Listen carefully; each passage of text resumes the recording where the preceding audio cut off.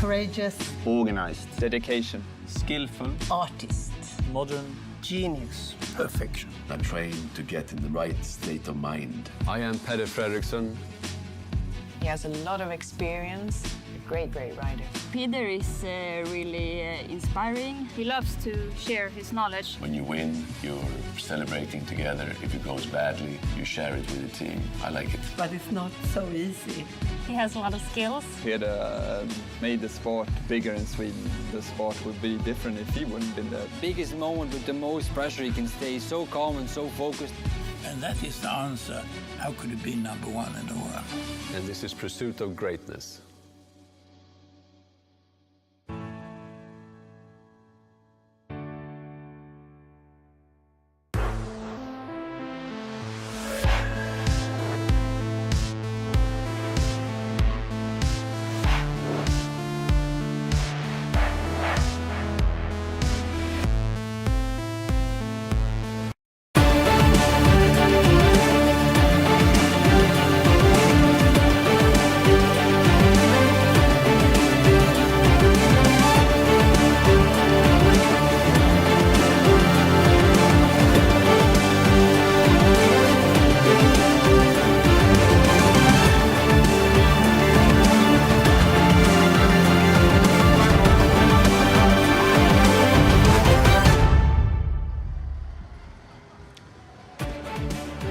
Good afternoon and welcome to Coruña in Spain, on the very western border of the country, as the dark grey clouds continue to roll in. Is that going to have an impact on how the surface is going to play later on today? Well, we will find out. Welcome to GCTV. My name is Mark Lewis. Fantastic to have you on board with you. Fantastic to have the Atlantic Ocean right behind the camera. Fantastic to have this incredible venue at our disposal here this weekend. For the very first time in Longines Global Champions Tour history, we bring ourselves, our competitors, our riders and our horses to Coruña.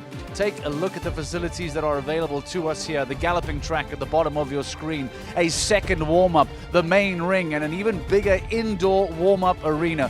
All of that is available to the riders here, who have been praising the facilities all weekend long already. We know that Michael van der Vleuten is in a fantastic position in the Longines Global Champions Tour overall standings. We know that he is keeping an eye on the overall prize, the big prize, to be crowned the 2023 champion. He has made a superb start to the season already on 200 plus points.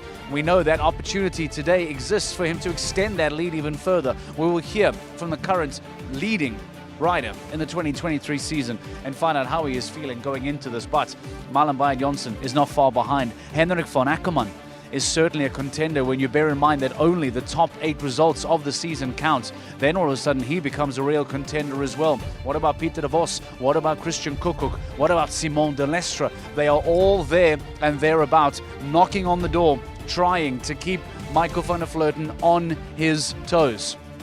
We will bring you every single moment of it right here on GCTV. Let's get the show underway by reminding you and teaching you as to where we are. I had the opportunity to sit down with the organizer of this weekend's event, Alvaro Arrieta, who sat down and spoke to us what it's like to host Longines Global Champions Tour here in Coruña.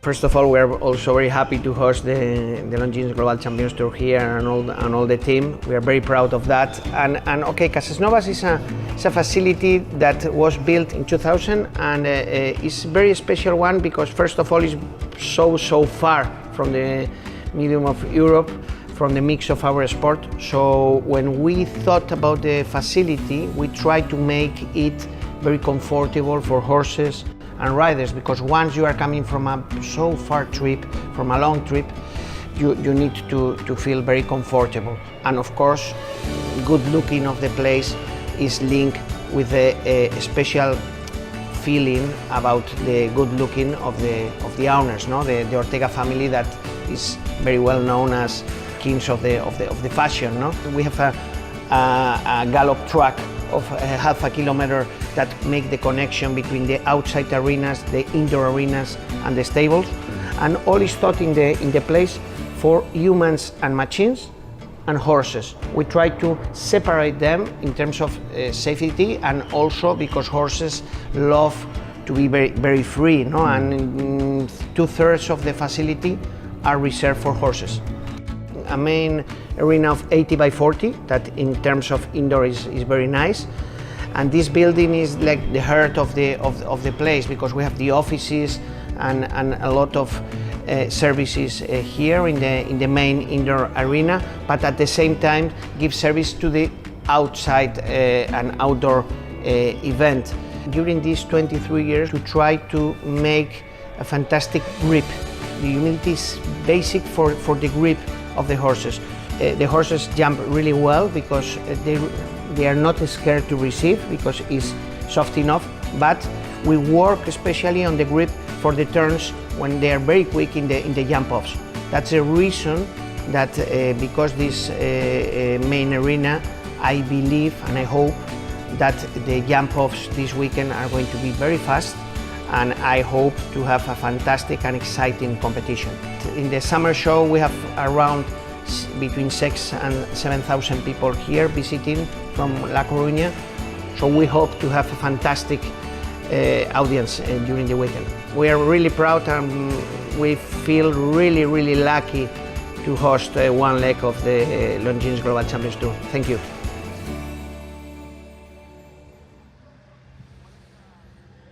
Alvaro Arrieta speaking to us about the organizing of this weekend show. Now, the good news is that Alvaro talks about the crowds, and he's hoped that the crowds are going to be good this weekend. I can tell you that the grandstand that's on the left-hand side of me here is absolutely packed. There is a commercial village behind me on the right-hand side, and fans have started to even pile up onto the grass banks behind the shopping village. So as far as audience is concerned, as far as crowd is concerned, take a look at those grandstands, take a look at the shopping village with the white umbrellas in the background. The fans have turned up in A Coruña, and they are ready for stage 10 of the Longines Global Champions Tour. They are ready to watch some world-class show jumping, and that is exactly what we are going to deliver later on today. Is the man, the championship leader, going to be leading that from the front? Flospis Jones is standing by with your championship leader, Michael van Vleuten. Thanks, Mark. We are here with Michael van Vleuten, who is leading our championship at the moment. So we have a present for you. A few times we've given this to you now. How are you feeling about leading the championship?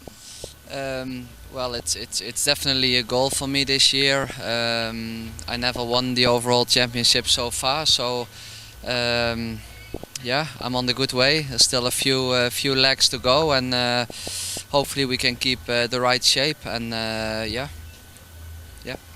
So you can't actually be overtaken this weekend, and you've got a 40-point lead. So how are you going to use that to your advantage in this Grand Prix? Well, I mean, I anyway want to do as good as possible, of course, here at the own place from Beauville's horse owner Marta Ortega. So, you know, it's always good to perform well here, and it's gonna be tough today. Many good riders with very good horses this week, and yeah. I mean, the horsepower here this weekend is just incredible, but we have to touch on the facilities here at this stunning venue. What's it like as a rider to come to these shows that cater so well for all of the horses? Okay, it's far away from us. It's always a long trip, but I think the riders and horses, they feel very well here at this place. The facilities are great. Everything looks fantastic, and I think together with the right horses and right riders, I think we can expect some fantastic sport here today, and hopefully I can be part of that, and yeah, let's see what it brings today. Just like you said, it is going to be top sport here, and fingers crossed we have a podium for Michael at one of his home shows. So back to you, Mark. Thank you very much, Flospis Jones. Michael van Vleuten, your championship leader on 203 points.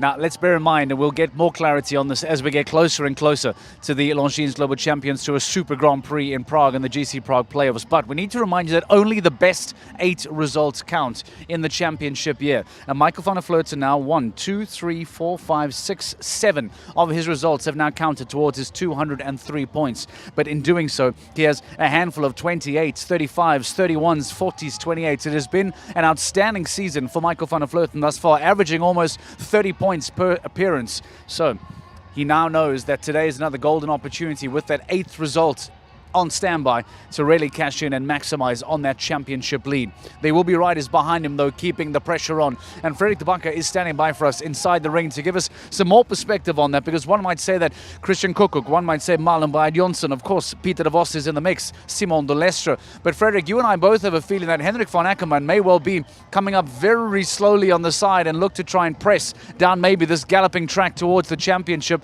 and he's made some rather interesting changes to try and do so. Talk to us about what von Eckermann has in mind and what has he been doing differently that's been bringing about a change. Well, all the way through his career, we've always seen King Edward in a bridle, mostly in a Pelham. If you remember, the win in Stockholm, for example, was in a Pelham. But now, yesterday in the qualifier, for the first time, we saw King Edward in a Hackamore. Now, there's always riders looking for improvement and for minor adjustments, but it's mainly to grow. Now King Edward is right up there. I mean, with all his Olympic, European and world medals, world #1, world leading horse and who knows what.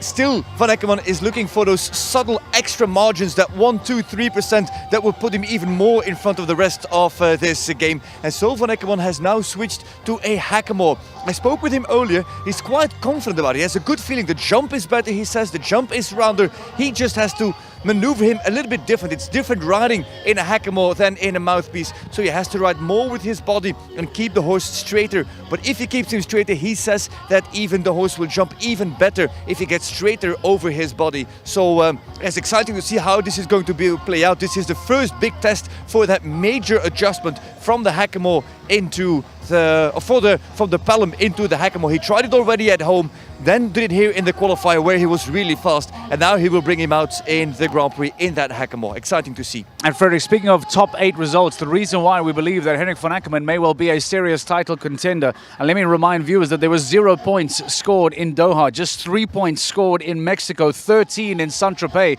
There are major opportunities for von Eckermann to add very healthy add-on points to this tally, isn't there? Is he now the closest frontrunner to Van der Vleuten?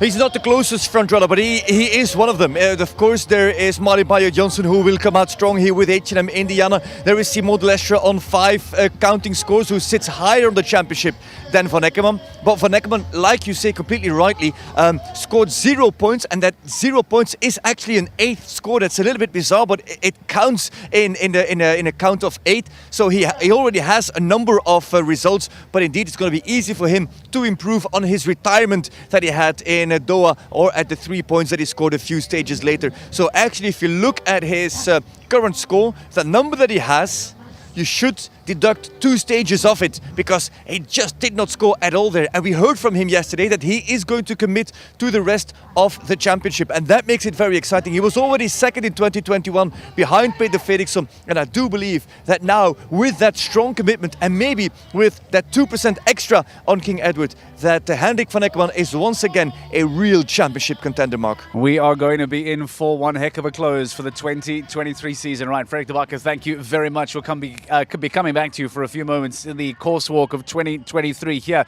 in A Coruña. For now, we take a break here on GCTV. Stay with us. We're back in a moment.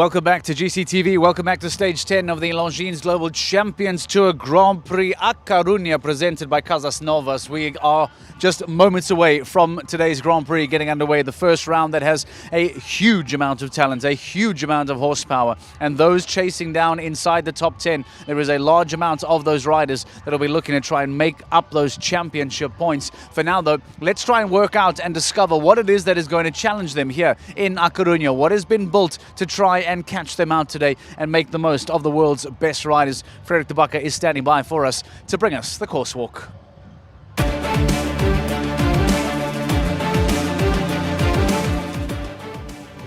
Course walk of the Grand Prix here in Coruña, 10th Grand Prix of the season. Before we start talking about the course walk, we should get down. Can my cameraman get bent down? You as well, come down. What you need to know about this ring, and it's very difficult to judge if you have those high camera angles, is that actually this ring has quite a dome shape. So the center line, it's a little bit like Madrid. The center line is at the highest point, and here we are at the lowest point. So keep that in mind as we take you through the most technical line of this course.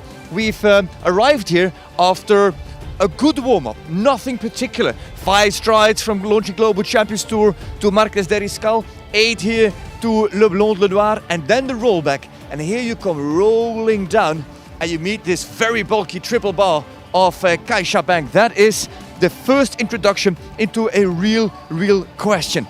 7 is where it starts of CaixaBank, and then we go. And we are, as said, we are at the lowest point of the ring here. So potentially we have to go to the right. Potentially you have one straight stride, more or less, that puts you here. And then if you turn, you'll see that it goes uphill. Uphill, and it's quite direct actually, uphill. Goes all the way up, and you have got an option, because this is the next fence. That is fence 8. It is on an inside 6 or an outside 7. Now, at first I walked it and I thought, oh yeah, it's always 7. The 6 is too direct. I walked it again, and there is actually a 6 to get here to this Liverpool. Time allowed will also have a decision on whether you do 6 or 7, and of course your horse as well. But this is already a very tall vertical fence 8. Now, depending on how you get here, with the pace that you get here, with the takeoff point that you get here as well, imagine that you take off here maybe on the slightly longer 6. Of course, you get launched quite far into the next line. We'll talk about that. Let's go. Because you land here, it's put the Liverpool on the landing side, throws you a little bit deeper into that line. They don't want to touch that Liverpool, so you land a little bit deeper into the line, and then it walks as 4 strides to Sensormatic. Just to give you an idea where they land, we'll count those 4 strides. 1, 2, 3, 4. 4 is just a touch too deep for me, because remember the dome shape, so it's going uphill. It might land you a little bit further off that vertical than expected, because it's uphill. This is the highest point of the ring, and then you've got 2 strides going down. So if you're coming up and you see your distance, you just might run a little bit past your distance on the 4 strides. This is the world number 1. She should be world number 1 also soon, in my opinion. On the Longines Global Champions Tour, and she is this weekend the very serious contender or challenger of Michael van der Vleuten. So 4 stride, but I wouldn't be surprised if this front rail goes quite a bit, and if the horses have the quality to back off from the front rail, that the back rail gets hit, because many combinations will land too deep to this oxer. Marlon, thank you very much. I was trying to catch you. Marlon, quickly, how did you judge this line 7, 8, 9? It's going to ride a little bit flat the 6 there, so he wants us to get deep on this oxer here, get maybe the front rail or something, so you need to know a little bit your horse. Try to stay a little bit on the inside line. I think I'm going to try to ride it straight at triple bar, stay a little bit on the inside line so my 6 doesn't get away from me. I can sit up on that vertical, be patient, and then ride the oxer. All right, we'll let you go, thanks. So indeed, that is the problem. He wants them to take the 6, fly over the vertical, get a little bit too deep in here. That could be an issue that we will discuss later on in a commentary. Just as we come here, have a look at the width of that oxer. So if it's not the back rail that you're catching, you might be exposed. If you're not the front rail catching, you might be exposed to the back rail. We'll let Billy Toomey pass. It was Valencia. Yes. Valencia. So you are a Spanish winner, actually. Yes, correct. And with a horse in great form. He's in good form, yes. He won a good 3-star in Bowlesworth 2 weeks ago. Went well yesterday in the big class, so fingers crossed for today. All right, we'll let you go. Thanks, Billy Toomey. That was GCTV Flamenco in Valencia years ago at the City of Arts and Sciences with the horse that then went on to sire GCTV Flamenco. No, not GCTV Flamenco, fellow Castle Field of Edwina Tops Alexander. We are walking, and then we have got a 7-stride approach, and I'm very much on purpose taking you on the outside line because we are coming from the higher point of the ring over the Sensormatic Oxer, and then it runs all the way down here, all the way down to the base of that triple combination, and I think if you're on the inside line it runs you a little bit too short. Careful guys, because there is a rather pre-qualified, don't run away from me, a rather pre-qualified for the Longines Global Champions Tour Super Grand Prix. Philip Weishaupt, how are you doing? I'm very good, how are you? I'm great, thanks. Philip, 7, 8, 9, 10. At this point, what's your plan? To make sure I'm clear so far, and then we still have the last line very difficult, but 7, 8, 9 comes definitely very quick. Is it for you a 6 or a 7 to the vertical? 7, because the 4 after are very short, so I think I do 7 out to create enough room for the short 4 strides. For those watching on GCTV, what do they have to know about the line 9 to 10? How does it work for you? What's the trick here? To be honest, I need to walk. You catch me now with my first time walking. I walked the first time a little bit easy, not just to get a little bit of an idea, and then I have to walk it again, so I don't want to give you now the wrong impression on the... No problem. Do you always do that? Always walk first casually to see where everything sits and then walk it in detail? Yes, exactly. I just walk once to know a little bit and walk a couple of lines, walk them all, and then I get a deeper impression in the second time. All right, we'll see how you do. Thank you very much for talking to us. Philip Weishaupt, of course.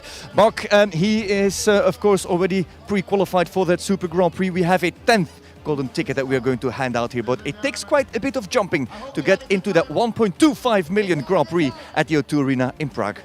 Absolutely love that segue, Frederick, because I want to talk about golden tickets. I want to talk about the Longines Global Champions to a Super Grand Prix. I want to talk about who has got their hand on that golden ticket. And just remind you, as to up until this point now, with Julien Epéard having already won 2 Grand Prix, we need to remind you who takes that ticket then from the second event. Let's show you for the 2023 season, thus far up to now, which riders have picked up their golden tickets. Edwina Tops Alexander, that Madrid Grand Prix stands out with no jump off. There is the first Julien Epéard victory. We then see Michael van der Vleuten winning in Cannes. Henrik von Eckermann, what a fairy tale story for him. And Christian Allman, what a return in Paris. And then Harry Smulders back in Monaco, thanks to a second Julien Epéard victory, takes that golden ticket. So Harry Smulders will be jumping in the Longines Global Champions to a Super Grand Prix. And therefore, there is that blank gap, that space available behind the A Coruña tag. Who then today will walk away with yet another golden ticket and yet another Lgct Grand Prix victory? We talk about horsepower. Let me take you through H&M Indiana, Beauville, King Edward, Monaco, Donatello, Deluxe, Like a Diamond, Ginger Blue. That is who is on our score sheet, our start list, and so many more. Is it going to be the day to make it 3 for Julien Epéard? Is he going to join a record group of riders and horses to win 3 Lgct titles in the same year? Well, we took some time to go and meet Julien Epéard in the stables and get to know Donatello a little better. Hey, hello, this is Donatello. He's 10 years old. He's a warrior and he's my best friend. My superstar horse, homebred. We bred with my wife, Susanna. So we are very proud of him. He's a super easy horse, like you can see. He's he have no problem. It's always easy. He wants everything. He's okay for everything. He look a little bit sleepy, but he go to the ring slowly and go to the paddock slowly. He do everything slowly, but when he's in the ring, he changed totally. He take blood and he want to give his best. I know him until he born, so it's a good friend to me. Like I say, he's so easy. We have top relation. I have a special relation with him. We already spend good time together, so we go slowly. And now I think he's arriving to his top level. The only thing, maybe the first day is still a little bit spooky. This is the only thing I can say, that he's a little bit sensitive the first day.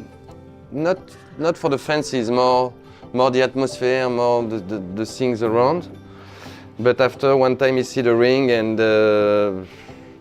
he jump one time after he's okay. When you are on him, you think you can jump everything. You feel a big scoop, you feel yeah, and the body is made to jump. He have very strong points and yeah, you feel on a strong horse when you are on.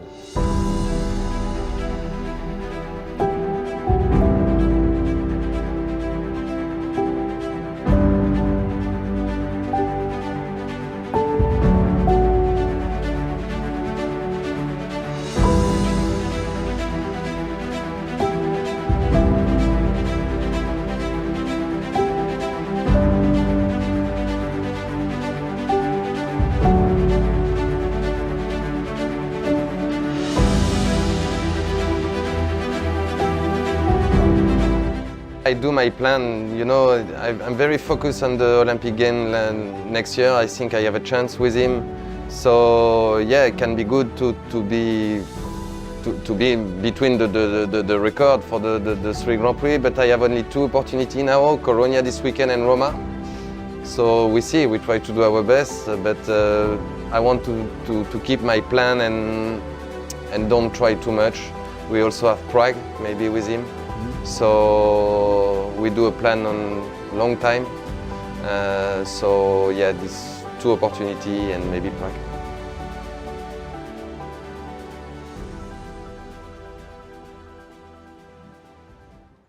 The incredible Julien Epaillard and the absolutely outstanding Donatello, a 2-time Lgct Grand Prix winner in the 2023 season. Is there going to be a famous third knocking on the door? We will wait and see. Just 2 events, as he points out, left in the year for Donatello to compete on the Lgct stage. So if he wants to get onto that record, if he wants to level that record, it is today and it is Rome. Those are the opportunities that remain for Donatello and for Julien Epaillard, who has qualified for today's Grand Prix. Other exciting young talent having qualified for the Grand Prix. One of such riders is Jean Sadran, standing by once again with Floss Jones. Thanks, Mark. We are here with Jean, who had such an emotional round a few weeks ago in Monaco. So talk us through just what that moment meant for you when you went clear. I'm so happy about Monaco. It was just incredible to share the performance with all my family, my father, my mother, and also my little sister. Yeah, I cannot imagine when I finished the run to be clear, but it was very good weekend for me. So are you feeling confident you can do the same again this weekend? Yeah, I will try to do the same. Yesterday the horse jumped really good, again clear. He's actually in the top form, and then I will try to do my best, but we will see. We have to touch on you being an under-25 rider, but keeping up with some of the biggest names in the sport.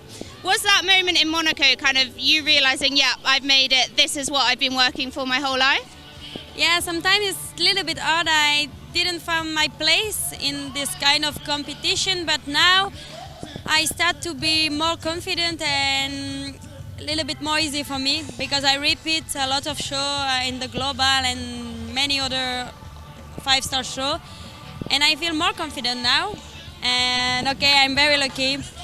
I did 2 super nice trainers, Julien and then now Simon, and I'm very lucky. I learned with the best, and now just nice, such a nice opportunity for me. I mean, you can't get much faster than those 2, so you should be absolutely fine. You're in good hands. So here we're going to leave Jean to go walk the class, and we'll see you soon, Mark. Thank you very much, Floss. We'll see you soon. Absolutely. Speaking about Jean Sadran, saying it's taken a while to find her place. Well, Jean Sadran, you have found your place here in the Longines Global Champions Tour. You, unforgettable Dumville, you have found your place already into the jump-off earlier on this year. Is it going to be yet another clear round in the opening round for the very talented and very exciting Jean Sadran? Speaking of stage 10 here in A Coruña, what happened in stage 9 back in Monaco? Let's flash back and remind you.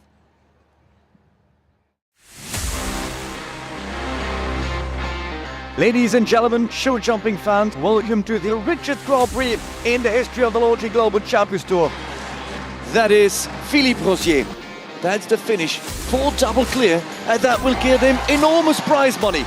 Double clear in the 5-star Grand Prix. Jean Sadran, she is for second place now, and it's a double clear. No, it goes, oh, that is a pity. The perfect first distance, comes round now, takes it over the last and puts a new time on the board. Ioli Mytilineou climbing Mount Olympus with Levi's de Muse. There is the finish. She is slower, but it is the first podium finish on the Longines Global Champions Tour in her career. It just needs to beat the 37.81. This goes well. This cannot go wrong. The biggest check in 17 years goes to Julien Epaillard. My horse was amazing today. I'm very proud of him. He gave everything in the ring. Maybe the best Grand Prix I win today. Nobody else is quicker than this man on the planet.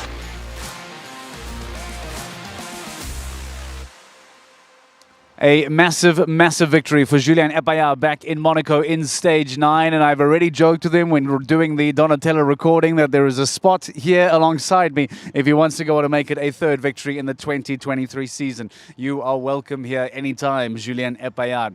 What does it do for the standings? We've spoken about Michael van der Vleuten. We've spoken about how perhaps Simon de Lestre or Henrik von Eckermann are one of the outsiders to try come in there. Christian Koekkoek, Marlon Bayard Jonsson are still very much in the mix. Let's remind you as to how it looks. Michael van der Vleuten, who cannot be caught.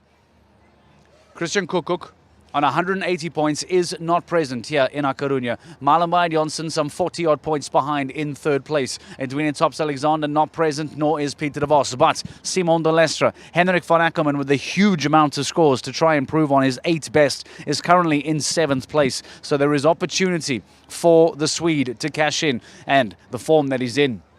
This intriguing move to go on to the Hackamore. And now to find himself in the mix once again, it becomes a real talking point. And look at Julien Epaillard, look at Harry Smolders. They too have not had a whole lot of Grand Prix to contribute. So there are points on the board. Will they then continue to dominate and give a lot more time to the rest of the season? So in the remaining legs, we will wait and see. But with just moments to go until we get to the start of the 2023 Longines Global Champions Tour Grand Prix of A Coruña, it has been a big talking point, something that has been a burning question for the riders. Is it A or La Coruña? Let's take a guess. A Coruña. I think it's La Coruña.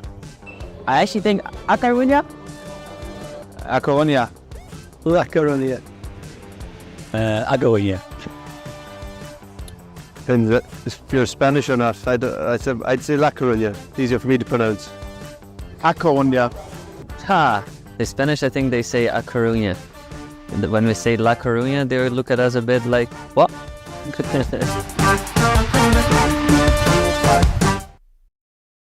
So I don't want to be the one that gives the right answer or the wrong answer here, but according to what I have here on my score sheet, it is indeed A Coruña, and I hope that is indeed correct. So stay with us for the Lgct Grand Prix of A Coruña, right here on GCTV. It's moments away. Let's see who goes on to win Stage 10 of the Longines Global Champions Tour Grand Prix.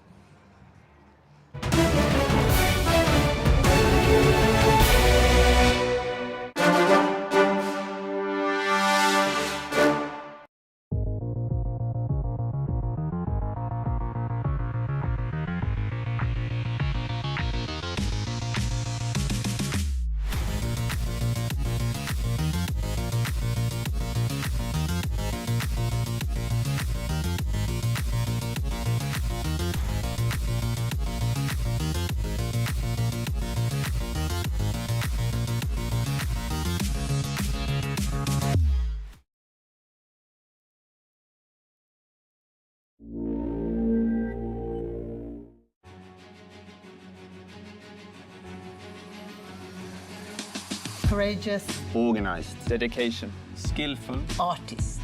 Modern. Genius. Perfection. I'm trained to get in the right state of mind. I am Henrik Fredriksson.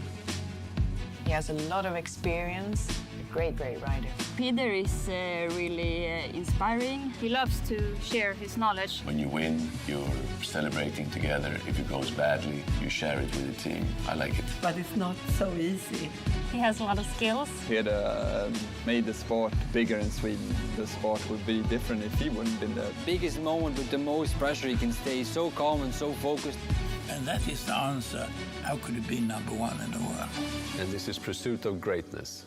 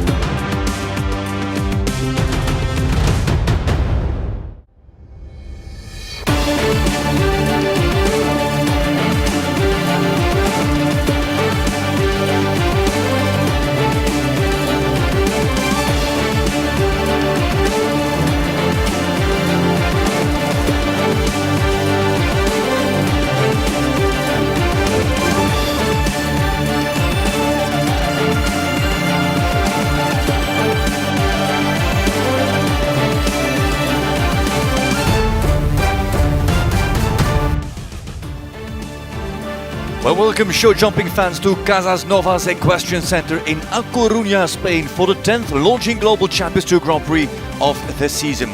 All 6 riders out of the top 10 of the championship that have entered the qualification have also qualified for this Grand Prix, and that includes Dutchman Michael van der Vleuten, who leads the championship, and Marlin Bayer-Johnson, who sits in 3rd.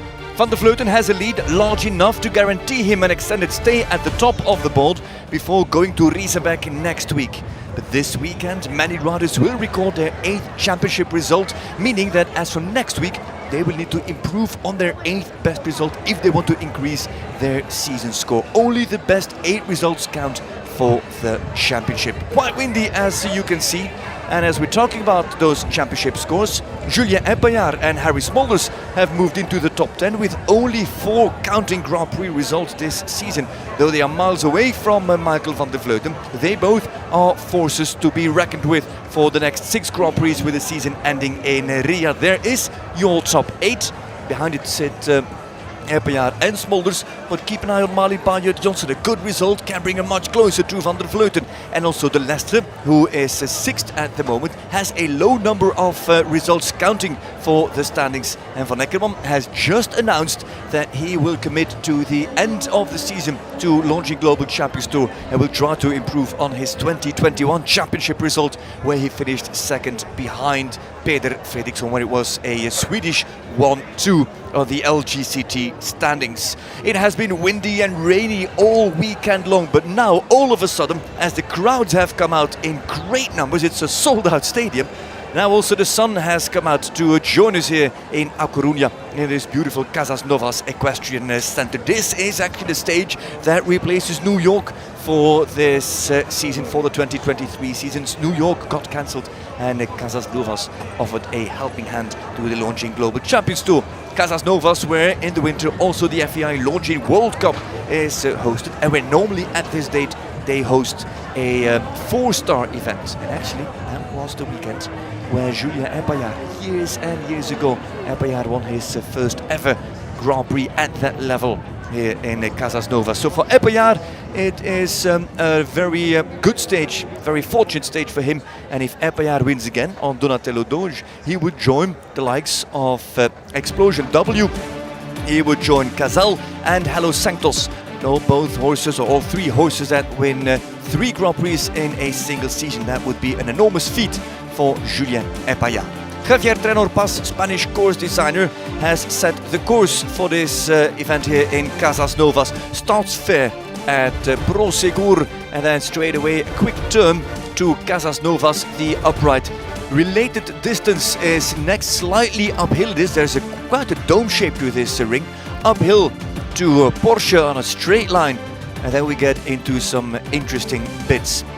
There's actually fence 16 located there, so you have to go around it and approach fence 4 on a direct 5 strides from the launching Global Champions Tour Oxer to the Marquez de Riscal upright. And as you can see there, the upright is with blocks on those rails. It's actually unicolor rails, slightly goldish if you want, on the 5 strides, and then it's an 8-stride approach up to fence 6. And that's actually the warm-up, because then it gets quite intense with 2 very interesting but very long lines as well. Down the hill here, you go downhill, you accelerate a little bit if your balance is off, and then you find a big triple bar at 7 of CaixaBank. It's an outside 7, but mainly an inside 6 to the upright, with the Liverpool on the landing side. These 4 will run short, and if you catch the inside line, you will run too deep to the triple combination if you want to be on 6. If you want to get there on 7, it's easier on the outside. I'm sorry, if you get the inside line on 7, you will land too deep. It's easier to stay out on 7. 6 seemed too flat for me, but some said that there's an option for 6. We'll see how that is going to play out and when they start riding this course. 4 fences chained, locked to each other, and it is another piece of that as we come through this 180 turn. It used to be a wall. In the end, he put 2 rails on top of fence 11, holding distance to the Liverpool. 6 strides into the combination of 2 strides. It's a very big oxer there. And then, yeah, what is it? Is it 7? Is it an outside 8 to the plank? It sits there by the in-gate. It's a little bit of an awkward approach, and it's a plank on top, but that is then in the end the finish for the course of that Spanish course designer, Javier Trenor Paz. Time allowed will be announced soon, and Well, we've been in Spain quite a while now. Of course, we have the regular stage, that is Madrid. We've been in Valencia for many years, and now in Casas Novas. And there's an annoying record that stands. No Spanish rider ever won an LGCT Grand Prix on home soil. The only Spanish Longines Global Champions Tour Grand Prix winner is actually Sergio Alvarez Moya. Last win for him was in Berlin on the Great Alamo. This is the starting order. Johnny Pauls, the first to go, so the last to qualify on a score of 8 it was. 6 penalties it was for home rider Carolina Aresu Garcia Obregon. And then lots of regulars on that list. Early to go, Mali Bayard Johnson with H&M Indiana. Then further down it is Simon de Lestre with I Ame Lucina, the good jumping consulent of Richard Howley. Then Zanotelli, who was disappointed with his rail last night. And Bayard with Donatello also won down in the qualifier. And Bruinseels came in on 1 time penalty. Then the clears in this group, who is important there, Michael van der Vleuten with Beauville Z, NOP number 31 to go. Then Meyer, Smolders, von Eckermann, Toomey, who is a Spanish Grand Prix winner in Valencia years ago, and Bertram Allen goes last as number 37 on Pacino Amiro. He was the fastest and the best in the qualifier of this Longines Global Champions Tour Grand Prix of Casas Novas in Coruña, a qualifier which was held last evening, I should say. It was still light here in Casas Novas, but now enormous crowds around the ring. There's also some betting happening here, so it's a very dynamic event. And after each 9th combination, we'll have an overview of the riders and their results in this first round of the Longines Global Champions Tour Grand Prix a Coruña, presented by Casas Novas. And Casas Novas is actually the home base of Marta Ortega Perez. When she had her international career, this is where she hailed from. And for her, it is a special event, of course, with Beauville ZNOP competing here. Her horse, ridden by Michael van der Vleuten.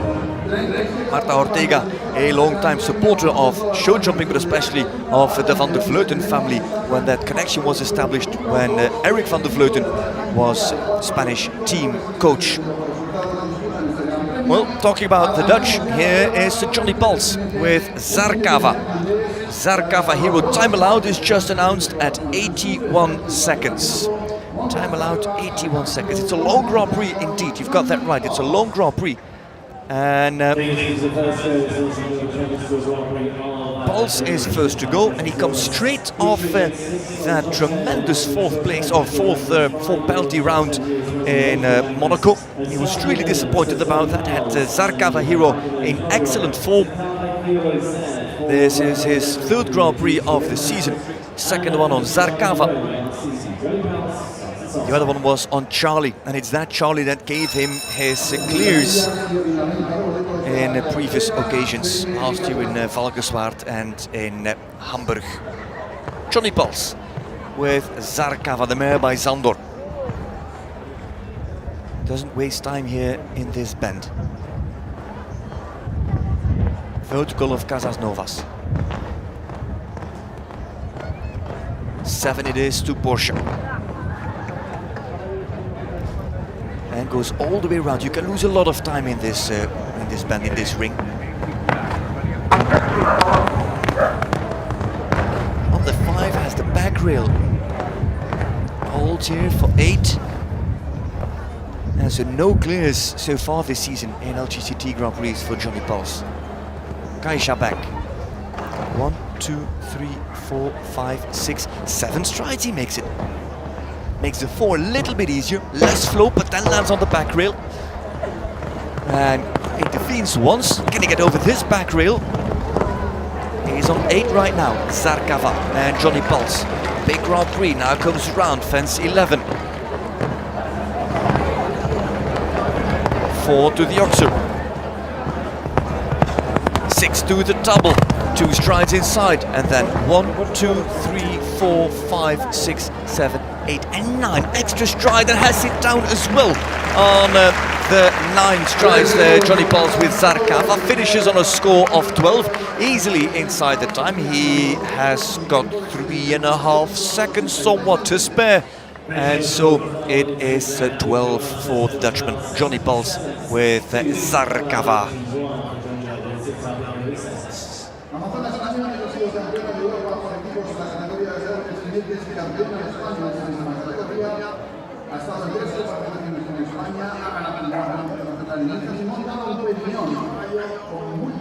There clips the back rail and bounces out of those safety cups.